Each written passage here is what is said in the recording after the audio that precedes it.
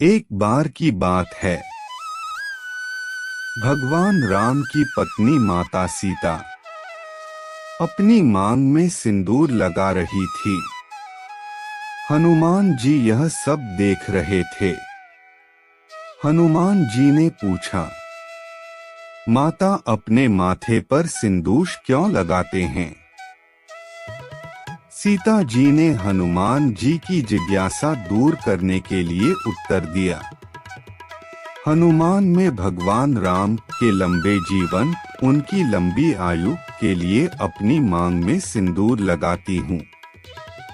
यह सुनकर हनुमान जी ने सोचा, अगर माता के थोड़े से सिंदूर लगाने से मेरे भगवान राम की आयु बढ़ती है, तो अगर मैं अपने पूरे शरीर में सिंदूर लगा लूं तो कितना अच्छा है।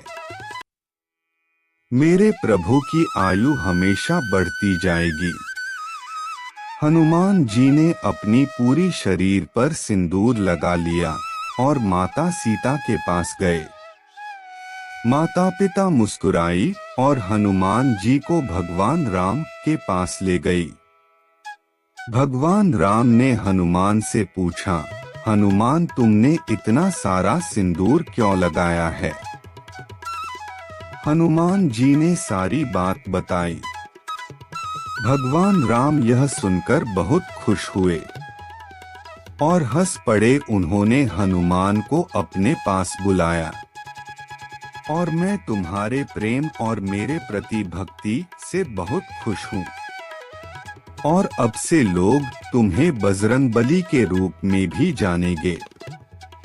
बजरंगबली शब्द में बजरंग का अर्थ सिंदूर या नारंगी है।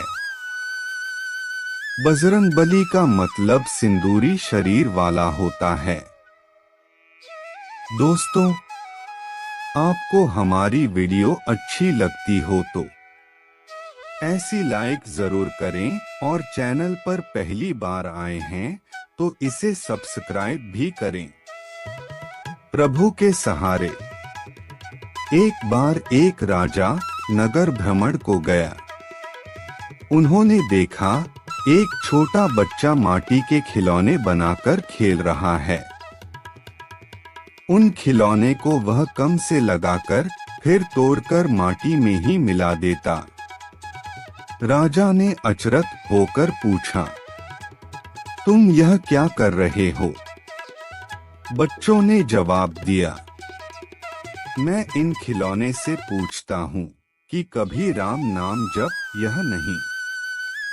यह नहीं बोलते तो मैं इन्हें माटी में मिला देता। राजा ने सोचा, इतना छोटा सा बच्चा, इतनी ज्ञान की बात। राजा ने बच्चे से फिर पूछा, तुम मेरे साथ मेरे राजमहल में रहोगे?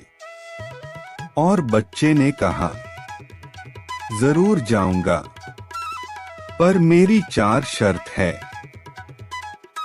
जब मैं सोऊं तब तुम्हें जागना पड़ेगा। जब मैं भोजन करूं तो तुम्हें भूखा रहना पड़ेगा।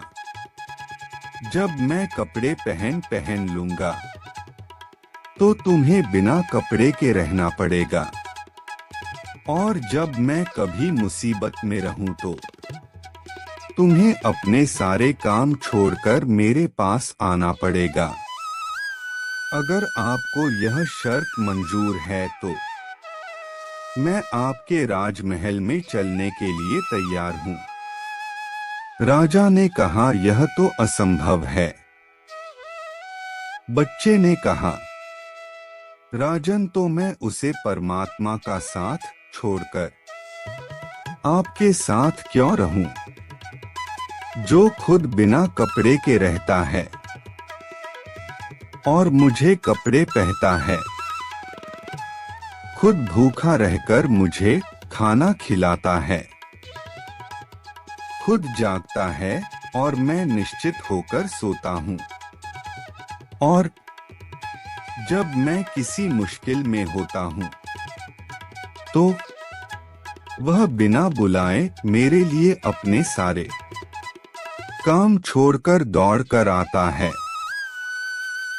दोस्तों, इस कथा का भाव केवल इतना है कि हम लोग सब कुछ जानते हुए समझते हुए भी बेकार के विषय में उलझकर परमात्मा को भूल कर बैठे हैं, जो हमारी पाल पाल रक्षा कर रहे हैं। दोस्तों, जीवन में बहुत सारी परेशानियां ऐसी है जो आने पर हमें अंदर से बहुत कमजोर बना देती है, लेकिन हमें उनका डटकर मुकाबला करना चाहिए, क्योंकि अगर मुकाबला नहीं किया तो हम और कमजोर होते चले जाएंगे। बोलो जय श्री राम। एक बार श्री राम ने कहा कि लक्ष्मण, मेरे और सीता के बीच एक विवाद हो गया है, तुम न्याय करो। लक्ष्मण जी मान गए। श्री राम ने कहा, मैं कहता हूं कि मेरे चरण सुंदर हैं। सीता कहती है कि उनके चरण सुंदर है। तुम दोनों के चरणों की पूजा करते हो, तो अब तुम ही फैसला करो कि किसके चरण सुंदर है। लक्ष्मण जी बोले, आप मुझे इस धर्म संकट में मत डालिए। तब श्री राम ने समझाया, तुम बैरागी हो, निर्भय होकर कहो किसके चरण सुंदर है। राम के चरणों को देखते हुए लक्ष्मण जी बोले कि माता, इन चरणों से आपके चरण सुंदर है। माता सीता खुश हो गई, पर लक्ष्मण जी बोले, माता अधिक खुश मत होना, क्योंकि भगवान राम के चरण हैं, तभी आपके चरणों की कीमत है।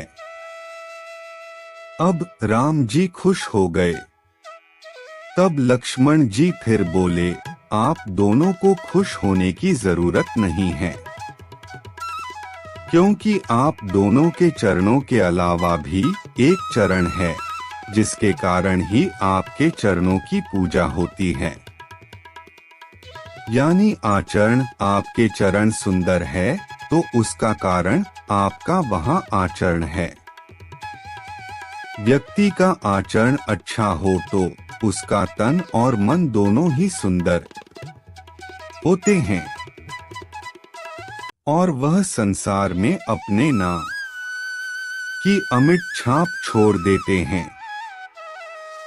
दोस्तों, आपको हमारी यह वीडियो कैसी लगी कमेंट में जय श्री राम लिखकर जरूर बताना। और आप हमारे चैनल पर पहली बार आए हो तो इसे लाइक सब्सक्राइब जरूर करें।